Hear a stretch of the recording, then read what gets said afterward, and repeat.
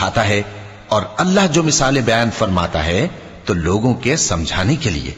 اور اللہ ہر چیز سے واقف ہے۔ وہ قندیل ان گھروں میں ہے جن کے بارے میں اللہ نے ارشاد فرمایا ہے کہ بلند کیے جائیں اور وہاں اللہ کے نام کا ذکر کیا جائے، اور ان میں صبح و شام اس کی تسبیح کرتے ہیں۔ ایسے لوگ جن کو اللہ کے ذکر اور نماز پڑھنے اور زکوٰۃ دینے سے نہ سوداگری غافل کرتی ہے نہ خرید و فروخت، وہ اس دن سے جب دل خوف اور گھبراہٹ کے سبب الٹ جائیں گے اور آنکھیں اوپر چڑھ جائیں گی ڈرتے ہیں، تاکہ اللہ ان کو ان کے اعمال کا بہت اچھا بدلہ دے اور اپنے فضل سے زیادہ بھی عطا فرمائے، اور اللہ جس کو چاہتا ہے بے حساب رزق دیتا ہے۔ اور جن لوگوں نے کفر کیا ان کے اعمال کی مثال ایسی ہے جیسے میدان میں ریت کہ پیاسا اسے پانی سمجھے،